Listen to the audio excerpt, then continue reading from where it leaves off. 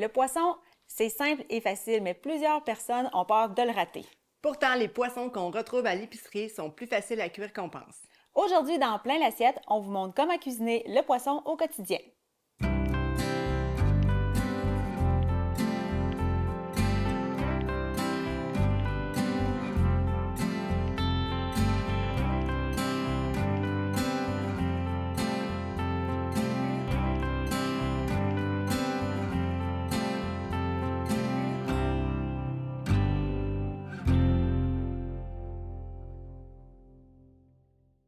Bienvenue dans Plein l'assiette, l'émission qui te cuisine des solutions. Ici, on t'aide à mieux cuisiner avec des astuces simples et efficaces. Moi, c'est Caroline. Moi, c'est Mylène. On te donne des trucs au quotidien pour retrouver le plaisir de bien manger. Bonjour Mylène! Salut Caro! Ça va? Oui! Oui. Aujourd'hui, on cuisine une protéine qu'on n'a pas beaucoup faite dans nos dernières émissions. J'ai hâte que tu nous en apprennes plus. Alors aujourd'hui, notre sujet, c'est... Le poisson. Je trouve que c'est vraiment quelque chose d'intéressant parce qu'il y a vraiment beaucoup de variétés qu'on peut avoir dans nos supermarchés ou les poissonneries locales. Je trouve que c'est facile à faire. Donc aujourd'hui, on va regarder là, comment l'acheter, comment le cuire et tout. Avec c'est ça, différentes astuces, Oui, parce que ça dépend de la sorte. Oui, exactement, parce qu'il y a autant de sortes de poissons qui peuvent s'apprêter avec différents types de cuisson. J'aimerais ça que tu nous dises qu'est-ce qu'on a sur notre comptoir qu'on va utiliser aujourd'hui. Dans le fond, aujourd'hui, on va y aller avec les différents types de poissons. Ici, on va avoir le filet de saumon puis un filet de truite local du Fumé des Monts à Saint-Alexis. Et on a aussi en petite présentation là, du poisson de la poissonnerie aussi Simard pour vous montrer là, différents types de cuisson qu'on peut retrouver. On a également du filet de sole qui dégèle derrière tranquillement. On va vous en reparler aussi. D'accord, je vois un autre paquet ici. Ah oui, j'avais oublié celui-là. Filet de goberge aussi.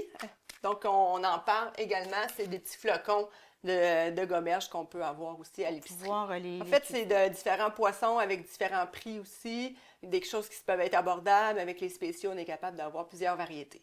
Puis, oui, c'est ça, sous différents formats là, que tantôt on va voir au niveau des filets. Est-ce que tu nous montres comment on les retrouve en supermarché? Oui, on va les retrouver en supermarché. Dans le fond, on peut déjà emporter celui-là ici.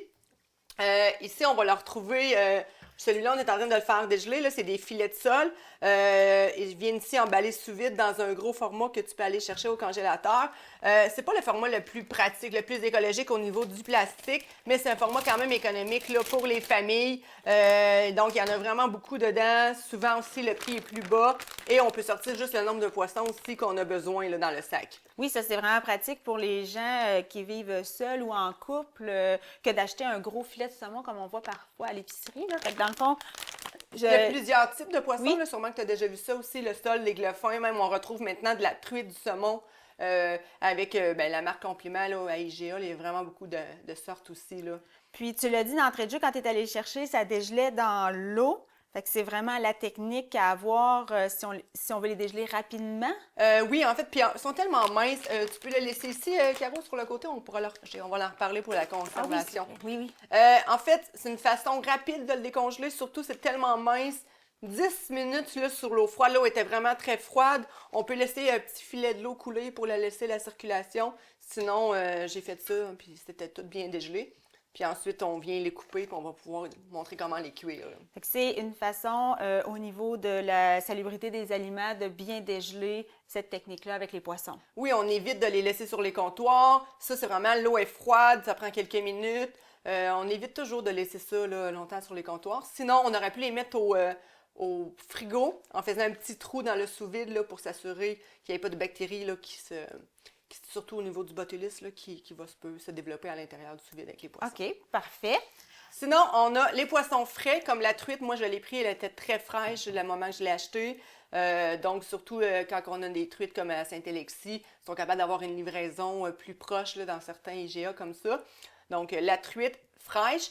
Sinon, on peut avoir aussi du saumon. Des fois, les supermarchés, ils gèlent, ils dégèlent. Là. Donc, il faut s'informer si ça a déjà été dégelé là, avant d'être dans les présentoirs.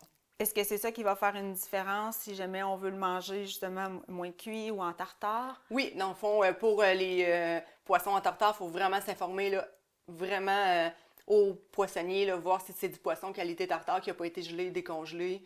Puis c'est vraiment un poisson qui a été frais puis qui a été congelé aussi avec un certain degré de température là, qui est important à respecter. Là. Fait que il faut être ami avec notre poissonnier quand on décide d'aller dans des choses un peu plus élaborées, mais en temps normal, ce qu'on va retrouver, on peut facilement prendre ça au retour du travail, peu importe, puis cuisiner ça le soir même pour le souper de la c'est famille. ça un peu qu'on veut montrer aujourd'hui, que c'est facile de le cuisiner, puis c'est facile de ne pas justement le rater avec les petites astuces qu'on va vous donner aujourd'hui. Donc, j'aimerais ça aussi qu'on parle, avant de cuisiner, là, de niveau comment le choisir notre poisson, si tu vas aller chercher notre petite pancarte. C'est beau, dans le fond, de trouver les poissons, mais aussi, c'est de savoir lequel acheter. Donc, c'est sûr que généralement, tout le temps, dans les comptoirs de poissonnerie, on va vraiment retrouver des poissons qui sont frais.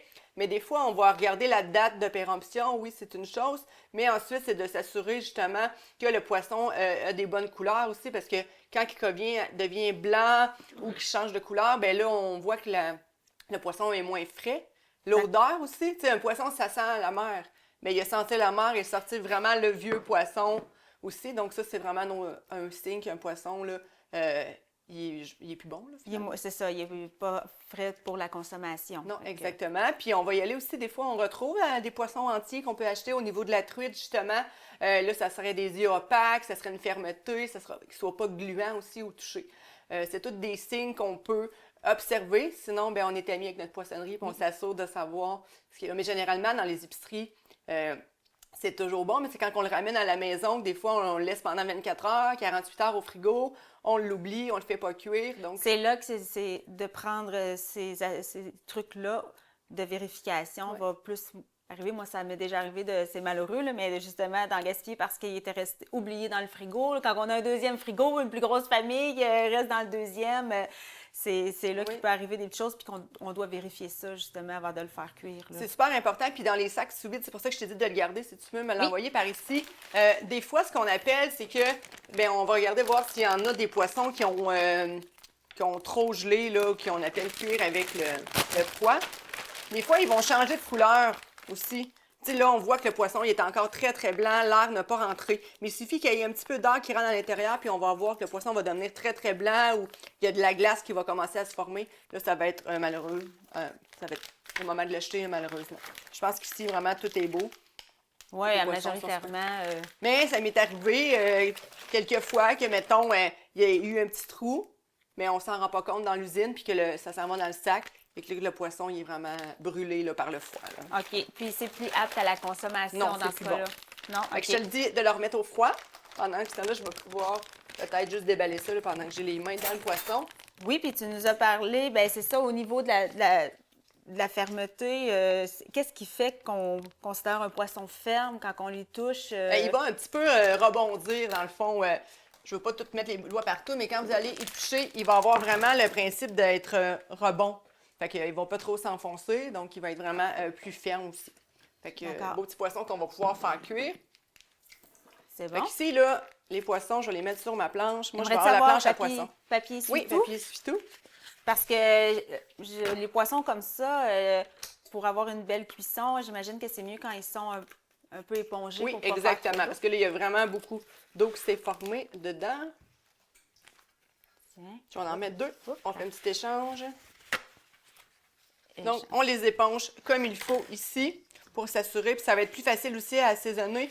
L'assaisonnement va bien rentrer à l'intérieur. Donc, on va pouvoir, c'est là, les faire poêler. Bien, justement, tu t'abordes un peu les types de cuisson. Tu as parlé de poêler. Qu'est-ce qui détermine le type de cuisson qu'on va prendre dépendant du poisson qu'on va choisir? Mais en fait, ça va vraiment être l'épaisseur. Vous avez des poissons, dans le fond, à 2 filets, des poissons à 4 filets. Est-ce que tu sais la différence? Non. OK. Un poisson à 2 filets, bien, ça dit, hein, c'est 2, donc le poisson, il est rond. Dans le fond, il est vraiment plus rond. Exemple, comme le saumon. Et un poisson comme le sole qui a 4 filets, dans le fond, il va être beaucoup plus plat. D'accord. C'est pour ça qu'il va y avoir 4 filets en haut et 4 filets en dessous qui vont avoir, dans le fond, il va falloir désosser. Enlever toutes les arêtes. Ouais. Ça, c'est quelque chose, justement, quand on mange du frais ou du entier, qu'on peut avoir un petit désagrément au niveau des arêtes. Mais habituellement, en épicerie, par exemple, c'est déjà tout préparé. Là. Rarement, à moins qu'on achèterait un poisson entier, dedans, là. Non, mais, exactement. Puis on a la chance vraiment d'avoir vraiment des belles poissonneries aussi dans la région. Puis, tu sais, les IGA aussi ont une belle gamme de produits là, à nous offrir toujours frais. Là. Même faire aux les 4 filets. saisons, là, on réussit à avoir des poissons. Puis on peut lui demander aussi là, si on va avoir un type de poisson. Lui, il peut nous l'apprêter. Là. Fait que, on revient à nos types de Oui. cuisson. Plus que c'est mince, on va y aller avec un type de cuisson poêlé pour celui-là ici. Sinon, au niveau du saumon, ce qui est le fun, c'est qu'on peut le faire en papillote, ce qu'on va travailler un petit peu plus tard. Oui. C'est une cuisson un petit peu plus lente au four. Ça permet à la chair de bien se détacher, de ne pas surcuire en haut et en dessous. La papillote, ça, c'est la technique d'emballer dans du papier d'aluminium ou du papier parchemin. Parchemin pour que la circulation se fasse dedans, garder l'humidité. Oui, l'humidité va se garder, la chaleur va se garder, puis ça va se cuire vraiment. Si vous avez un four à convection encore, c'est encore meilleur. La chaleur va circuler là aussi là-dedans. Et on a aussi la technique juste au four, sur un papier parchemin ou aluminium, encore une fois, qu'on peut assaisonner et qu'on peut faire cuire 12-15 minutes, tout dépendamment le poisson. C'est une belle façon aussi. Puis on a le barbecue là, avec ceux qui ont les fameuses planchas, les choses comme ça. Bien, ça peut être une belle cuisson aussi pour ça. Là. Ça doit être plus pratique de faire cette cuisson-là quand on a des gros filets, justement. Oui. C'est vraiment ça qui va privilégier plus que de mettre dans la poêle au niveau du saumon, de la truite.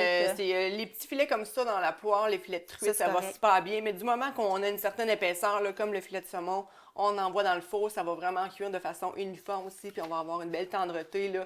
On va avoir un poisson qui va s'effilocher, là, qui va vraiment se défaire bien, sans être sec. Donc, c'est important de le regarder plus souvent. C'est pas comme un gâteau, là. Tu peux l'ouvrir le four, tu peux le regarder pour s'assurer que le poisson n'est pas en surcuisson. Là. Oui, qu'est-ce qu'il va faire quand il va être en surcuisson? Il va devenir très, très sec. OK. Il va devenir sec, il va devenir dans la bouche aussi, là, ça va être plus sec à manger aussi sous la dent. Parfois, on voit ça quand on fait cuire du saumon, là, on dirait qu'il se fait comme une espèce de petit jus blanc dans la cuisson. Est-ce que c'est parce que c'est trop cuit aussi ou c'est une réaction normale que le Bien, tout dépendamment là, s'il a été bien essoré ou ça. Ou ça peut être le gras du poisson aussi qui ressort, l'eau. Puis c'est souvent le moment de le retirer. Là. OK. Donc là, maintenant, est-ce que tu voulais nous montrer un peu comment tu les prépares? Ou sinon, tu sais, justement, on a parlé d'odeur tantôt. Oui. Il y a des gens qui s'empêchent de cuisiner le poisson, de le faire cuire parce que de peur que ça dégage l'odeur ou ça en dégage. Est-ce que tu as des astuces à donner par rapport à ça? Oui, en fait, des fois, c'est ça tu sais, c'est souvent les poissons frits là, qui vont dégager une grosse odeur ou les poissons qu'on fait cuire dans la poêle, puis on dit, OK, ça sent le poisson partout dans la maison après. Mais c'est souvent d'ajouter les épices, les herbes, le citron. C'est quelque chose de frais qui va aller faire ressortir les odeurs. Donc, on évite, c'est sûr, les poissons panés à la poêle, là, déjà. Mais si on peut y aller juste avec un petit poisson, on met du citron, on met des herbes dans la poêle, ça va vraiment sentir plus frais. Sinon, si on ne veut vraiment pas avoir, ou presque pas, bien, on privilégie les cuissons au four, papillotes, que là, on évite les odeurs. Ça dégage beaucoup moins. Là. Fait que les fameux fish and chips, là, ça, c'est sûr qu'on va propager une odeur là, avec les cuissons comme ça. Ça, c'est une autre façon de manger le poisson là, dans la panure. Mais il y a des excellentes, là, oui, il y a des poissons comme les aiglefins panés à l'épicerie qu'on va retrouver, mais on peut avoir des excellentes panures maison qu'on peut faire aussi dans les air-fryers, dans les fours, mais là, c'est sûr qu'on va chercher l'odeur du poisson et de la friture après. D'accord. Maintenant, est-ce qu'on regarde un peu, oui, comment on les cuit, les préparer? Dans le fond, j'aurais peut-être le goût de commencer par une cuisson à la poêle. Là. Ça serait bien aussi, on pourrait le commencer avec le filet de truite, avec quelques assaisonnements, sel, poivre, huile d'olive. Ce que je veux aujourd'hui, c'est qu'on se montre des petites assiettes faciles aussi. Que quand que nos grains ou nos riz sont déjà cuits, on a déjà des légumes pré-cuits qui ont été blanchis, c'est facile d'avoir une assiette qui se fait rapidement. D'accord. Fait que truite aujourd'hui? Oui, je reprendrai peut-être une autre assiette pour te laisser le filet de saumon pour tantôt. Avec une fourchette. Oui. Merci. Je vais pouvoir... Fait que qu'est-ce qui est le fun avec la truite, c'est qu'on peut y mettre vraiment beaucoup d'aromates. Hein. Moi, je suis très herbe. Là, aujourd'hui, on a différentes fines herbes là, qu'on retrouve là aussi dans les comptoirs. Moi, je les ajoute en petits paquets durant l'hiver. Comme ça, on peut bien les conserver aussi avec le petit essuie-tout qu'on a parlé là, dans d'autres épisodes. C'est important de garder nos herbes fraîches. Moi, j'aime bien estragon, aneth. C'est des choses que j'aime bien. Fait que tu peux aller voir proche de toi. Là, est-ce que tu conseilles, vu que c'est des herbes fraîches, de les mettre à la fin ou je pourrais les mettre pour la cuisson? Dans le fond, mon poisson ici. Là, Oui. j'ai chauffé la poêle. Oui, t'as chauffé la poêle. Environ 6 Ouais, médium. un gros moyen, là. Un gros moyen. Ici, on a un filet avec la peau. Tu vas privilégier quoi? Que je fasse cuire la chair en premier après la peau? Ça dépend ce qu'on veut retrouver, dans le fond. Si on va avoir une peau qui est croustillante, on va y aller avec une poêle très chaude et on va laisser, dans le fond, la peau vraiment venir très, très croustillante. Et on peut faire quasiment toute la cuisson d'un seul côté, tellement que c'est mince. Sinon, on peut faire le début côté peau et terminer là, une minute côté chair juste pour lui donner une petite coloration. Privilégier de l'huile ou un corps gras comme du beurre? Ça peut être un corps gras. Oui. Avec le beurre, d'accord. Oui, un corps gras, dans le fond, pour que la peau elle devienne très croustillante. Ensuite, on peut assaisonner sel, poivre. Puis pour revenir à ta question, Caro, les herbes, on peut les ajouter à la fin, mais juste pour lui donner une petite saveur. Sinon, sel, poivre dessus, huile d'olive. Et dans la poêle, on peut venir réarroser aussi le poisson là, avec une petite cuillère. Et on va redonner un petit peu le gras de cuisson là, par-dessus, que ça va lui permettre de remplir aussi... Se nourrir là, avec le petit gras puis se donner de l'assaisonnement. D'accord. Ça ici, je vais pouvoir, je vais aller voir si ma poêle est bien chaude, parce que c'est ça, ça doit, pour bien saisir. Pour bien saisir, il faut vraiment que ça soit vraiment chaud parce qu'on veut avoir, ben là, aujourd'hui, on n'est pas obligé, mais si on veut avoir une cuite croustillante, moi, j'aime ça, là, la peau. Je suis quelqu'un qui mange vraiment, quand c'est vraiment très croustillant, j'aime ça la manger comme ça. Donc, c'est important de la faire vraiment dorée pour qu'elle soit sec. Puis quand c'est chaud, on s'en va bien la saisir. Puis un poisson, là, comme ça ici, là, 5 minutes, là, 5 à 6 minutes, là, ça peut être prêt dans la poêle. Là. C'est vraiment... avoir du poisson dans son congélateur, c'est une astuce à avoir pour les soirs pressés où on a moins de temps de cuisiner. Puis oui, parce que quand on l'a dans le congélateur, on vous l'a montré, on peut le dégeler vraiment facilement quand il est sous vide. Sinon, bien, on le dégèle la veille tranquillement dans son frigo. C'est bon. Je lance la cuisson avant de faire couper mes herbes. Ben, c'est ça, Caro. Dans le fond, quand le poisson il est bien juste parti, là, on attend une petite minute, puis on peut rajouter, dans le fond, des légumes qui ont déjà été blanchis. Ici, j'ai, dans le fond, du penne et des carottes que j'ai fait blanchir là, micro-ondes. Des fois, ça évite d'avoir une deuxième casserole. 3-4 minutes, c'est parfait pour être déjà prêt à manger comme ça. Mais si on les fait cuire dans le gras, ça va déjà les assaisonner. On peut rajouter après ça nos herbes à l'intérieur, un petit filet de citron. Et avec le jus de cuisson, on les arrose et... mais mets-en juste quelques-unes. Oui, pour pouvoir accompagner. Pour pouvoir accompagner. C'est une bonne idée de varier avec ce type de légumes-là, justement. Puis ça aussi, c'est très rapide. Puis avec la saison estivale qui approche, c'est rafraîchissant. Oui, puis on peut utiliser vraiment beaucoup de légumes là, aussi différents. Ça aurait pu être des poivrons, des oignons. Là, ici, on a le bok choy aussi. On essaye, dans le fond, d'utiliser des légumes. On en a déjà parlé là, dans des autres épisodes, des légumes qui sont moins coûteux, des légumes qu'on a moins l'habitude d'acheter. Donc, tu peux peut-être rajouter sel poivre si tu veux. Puis, juste pour dire que les carottes sont réchauffées parce qu'ils étaient déjà prêts à manger. Là. Oui, parce que c'est ça, tu les as fait pré-cuire un peu.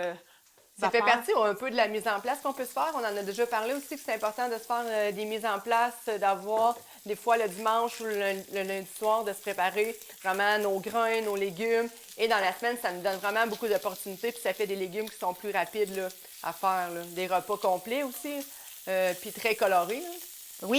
Oui, ben, plein de vitamines. Il n'y a que du bon. Là, tu nous brûles pas le poisson, là. On a dit qu'on ratait pas nos poissons. Ben non, c'est ça, mais même là, c'est déjà cuit. Tu vois, c'est vraiment rapide. Oui. On va en faire. Je vais t'emmener ici une petite poêle. Wow, la croûte, elle est super belle. Yep, et voilà. Oui. Tiens. Les légumes. Dans le beurre avec un peu d'assaisonnement. Oui. Tiens. Puis ça fait quand même déjà là une belle présentation. On aurait pu rajouter, faire réchauffer notre riz. Tu as un petit peu de persil pour donner. Ensuite, avec... Tu peux même, si tu veux mettre un petit filet de citron dessus. Moi, j'aime bien manger la truite ou du saumon avec une sauce style béarnaise. Oui, exactement. Mais c'est pour ça, tantôt, je t'ai parlé de l'estragon parce que moi, c'est quelque chose que j'aime vraiment beaucoup comme saveur. Donc, mais des fois, la sauce béarnaise, c'est quelque chose qu'on trouve un petit peu plus gras. Bon, c'est bon. Mais juste dans le fond, l'estragon, comme ça vient donner une petite saveur aussi là, pour les poissons. Des fois, on n'y pense pas. C'est une herbe qu'on utilise moins. Oui, exactement. Mais c'est justement, on va pouvoir la sortir. Puis je vois que l'astuce de nos conservations de fines herbes a été employée. Si tu veux rappeler à la maison ce que tu suggérais là, quand on revient de l'épicerie avec nos herbes fraîches. Oui, pendant que peut-être que tu vas peut-être préparer la plaque pour la prochaine recette. Les astuces, dans le fond, ici, bien merci. Tiens. Les astuces, c'est super important. Je l'ai dit rapidement tantôt. Quand que les herbes arrivent de l'épicerie, c'est important de tout de suite les mettre dans un essuie-tout, dans le fond, humide, ce qui va permettre de les conserver aussi un petit peu plus longtemps. On ne les achète pas. Ah, ça sent vraiment bon. Oui, là, tu as l'estragon. Oui, hein? c'est ça. Tu m'as donné celui-là. Ça va nous permettre de les conserver plus longtemps. On évite de les acheter en grosse quantité aussi. Hein? Sinon, vous avez des trucs et des astuces pour les garder au congélateur. On peut les revirer aussi en pesto. On peut les revirer en sauce fines herbes. On peut les faire sécher aussi, mais petite quantité comme ça, généralement, ça va bien se conserver. Essuie-tout mouillé. Est-ce que tu voulais commencer par la cuisson de tes filets avant qu'on se lance dans la papillote? Ou, Oui, dans le fond, c'est un peu la même chose pour ça ici. On peut les envoyer dans la poêle ou on peut les envoyer au four, là, comme tu veux. Mais encore là, c'est très, très rapide à cuire pour les filets de sol. C'est un peu le même principe que la truite. Hein? Ça peut être encore filet de beurre, sel, poivre, huile d'olive. Puis, encore là, on aurait pu aussi les enfariner légèrement. OK? Dans le fond, donner une petite mini croûte crunchy là, avec de la farine. Sinon, on peut juste les faire cuire comme ça et on arrose toujours avec le jus de cuisson. Parfait. Est-ce qu'on peut on change de plaque? Comme ça, on va pouvoir préparer une autre assiette. Oui. En même temps, je vais te donner ce qu'il te faut pour montrer aux gens comment préparer une papillote avec notre morceau de filet qu'on a là. Oui. On a sorti aussi des betteraves. J'ai hâte de voir comment tu vas les utiliser dans la préparation. Oui. Ton estragon, je pense que ça devrait être bon en papillote. Oui, exactement. Fait que tu reviens, mets ça en cuisson puis reviens parce que les choses sont beaucoup de ton côté. Oui. Donc, c'est important, en fait, papier aluminium ou papier parchemin. Notre poisson aussi, il doit être bien frais, bien égoutté. Celui-là, il était déjà prêt à la cuisson. On va, si tu peux m'emmener l'huile d'olive, on en met un petit peu dans le fond. J'aurais pu aussi mettre des quartiers de citron pour permettre, dans le fond, au jus de bien adhérer. Là, on va y aller avec ça ici. Un petit peu d'huile ici. Sel, poivre, puis le filet. Comme ça. Je te donne les assaisonnements. Comme ça ici, ça. Je vais les prendre après pour les mettre sur le filet pour la cuisson. Qu'est-ce que tu as besoin d'autre? Le bok choy en attendant. Et ici? Oui, bok choy et ta planche. Les légumes, ça doit aussi faire une différence de choisir le bon au niveau du temps de cuisson pour les papillotes. Oui. On n'aurait peut-être pas mis des carottes crues complètement là-dedans. C'est important dans une papillote, vu que ça va être environ 12 à 15 minutes au four, d'aller chercher des légumes qui, surtout qui vont être cuits là, à chaleur vraiment fermée dans une papillote, dans le papier, des légumes qui se cuisent rapidement. Donc, poivrons, oignons, ici j'ai des bok choy, c'est des choses qui, ça peut être des courgettes aussi, sont déjà pré-lavées. Donc, on peut les couper en 2, en 3, et on vient les mettre, dans le fond, à côté. Ça va donner du goût à ça, ici. Oui, très bon. Fait que là, je peux mettre du persil ou j'aurais pu mettre aussi de l'estragon là dessus. Que tu avais là. D'accord? Oui, je l'avais de mon côté. Qu'est-ce que tu fais avec les betteraves qui sont sur le comptoir? Attends, tu peux te sortir un bol, on va les assaisonner et on va les faire cuire encore pour se donner plus de couleur, plus de saveur dans notre plat parce qu'à plein d'assiettes, on aime ça vous donner plein de trucs pour faire une assiette qui va être complète. T'avais-tu mis d'autres choses? Non? Non. C'est bon comme ça? Oui, c'est juste ça. Je peux te laisser refermer la papillote pour expliquer justement comment justement bien fermer pour que ça cuise adéquatement. Oui, c'est important dans le fond de vraiment tout plier les côtés et s'assurer qu'il n'y a pas de chaleur qui rentre, dans le fond, de pas de petits trous. Je vais retirer notre filet ici qui est cuit. On le mettra dans l'assiette après. Tiens, l'assiette elle est là. Donc on ferme. Ici, on le met ici dans la plaque. Ici, on va l'envoyer au four environ 12 à 15 minutes. Caro, aussi, ce que je voulais dire avec les betteraves, c'est qu'on pouvait s'ajouter, dans le fond, un petit légume qu'on peut faire cuire aussi en même temps. Donc, ce que je t'invite à faire, c'est de faire des betteraves, toujours un petit peu d'huile. Tu peux donner des assaisonnements et en les mettant ici à côté, ça va permettre d'avoir un légume d'accompagnement. Ce qui est important, c'est que les légumes ils soient vraiment tranchés maïs dans le cas des betteraves parce qu'ils ne sont pas pré-cuites. Donc, vu qu'ils vont aller au four juste une quinzaine de minutes, il faut vraiment que le légume puisse être en mesure de cuire rapidement. D'accord, fait que je mets ça ici. Tu peux montrer en attendant ce que ça a fait avec nos Oui, nos parce que dans filets. le fond, ici, on pourrait rajouter un petit peu de roquette. Donc, 2 filets de sole, dans le fond, bien cuits. Quoi, 2 minutes? Ah, Maximum. maximum, 2 minutes, vraiment 30, va se défaire super rapidement avec une fourchette. Celui-là, on pourrait l'accompagner, par exemple, avec de la roquette. On aurait pu faire une petite salade aussi avec des tomates cerises, avec encore là un petit citron. Fait que ça fait quelque chose de très différent, là, au niveau aussi des repas, là. Parfait. Je vais mettre ça au four, puis tantôt, on en a parti justement pour Oui. montrer. Fait que ça fait au moins ça 20 minutes. Fait qu'on va pouvoir. Le sortir. Oui. Hop, là, ici. Hein? Que même, là, même nos petits chips de betterave, ils sont Commence. toutes cuites. Parfait. Oups, c'est pas celle-là. Ici. J'ai bien hâte que tu ouvres ça pour voir. Ouais. Donc, on y va doucement pour pas se brûler. Je vais l'emmener ici, à côté de moi. Tu vas pouvoir peut-être disposer les betteraves. OK, ça sent vraiment très bon. Ça. Tiens. Wow, Tasser la poêle. Ça a vraiment, Ouais, ça a vraiment ça- bien cuit. vraiment.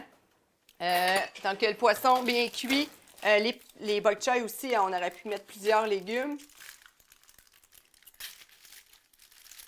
C'est correct pour. Ouais, t'as Ouais, tout je ce suis qu'il correcte faut. avec ma Ouais, fourchette. parfois, c'est ça, là, avec. Puis là, il se défait super bien. Le temps, là, c'était vraiment parfait. On a vraiment des assiettes Très, prêtes. très différentes. Oui, prêtes en quelques minutes, là, qui a été fait. Il y a à peu près juste la cuisson en papillote qui était partie un petit peu plus tôt, mais en Oui. début d'épisode. On a fait du chaud. On a aussi du froid qui pourrait être fait pour Des lunchs. lunchs, en fait, avec les petits goberges comme ça, on a effleuré, mais on me rajoute une vinaigrette crémeuse, des assaisonnements, des petits légumes, puis ça te fait aussi un petit repas protéiné rapidement là, pour les lunchs de la semaine, là. On complète avec un féculent ou un grain Oui, toujours important. pour pouvoir avoir une assiette là, équilibrée. On peut peut-être regarder ensemble au niveau justement de certains mythes et réalités Oui. qu'il y a par rapport au poisson. Le poisson, ça sent toujours mauvais. Non, pas là. En tout cas, ça sent très bon. On l'a dit tantôt, faire attention à la friture. Puis ce que j'ai retenu, c'est la fraîcheur. Oui. Un poisson frais. Un Ça poisson ne frais, ça sentira ne pas va mauvais. pas sentir mauvais. Ça va sentir bon, puis ça va sentir les aromates qu'on a mis aussi. Clairement, le mythe que c'est difficile à cuire, on vient de le De prouver que non. démystifier. Donc, 2 poêlés, 1 papillote. Puis on aurait pu envoyer juste au four aussi, là. Oui, sur une plaque avec Oui. de l'huile, puis Exactement, d'autres avec les aromates. d'autres fines herbes. Là, tu as de la nette aussi, qui est ce qu'on Oui. utilise souvent pour le poisson. Le prix, c'est dispendieux consommer du poisson. Ben oui, c'est sûr que là, avec les prix d'épicerie, il y a des choses qui explosent, mais surveiller les spéciaux et peut-être prioriser là, les produits congelés, là, comme qu'on a vu, les emballages familiales. Vous allez économiser aussi de cette façon-là. Puis gâtez-vous de temps en temps là, avec un poisson frais. Oui, aller voir en poissonnerie, il y a tout le temps des belles arrivages. Ou, dépendant des périodes de l'année, il y a des poissons qui sont Ouais. plus disponibles, dépendant Oui. les saisons des pêches. On vous invite à venir nous suivre si vous voulez encore plus d'astuces sur nos différentes plateformes, dont le Facebook et notre chaîne YouTube, où vous allez retrouver plein d'autres capsules éducatives pour vous donner le goût de cuisiner, puis surtout que ça rende ça simple dans votre quotidien. Alors, ben, sur ce, on va espérer que vous allez cuisiner le poisson, peut-être pas à chaque jour, mais plus souvent au niveau de vos menus de choix de la semaine. Alors, on se dit à bientôt dans plein l'assiette.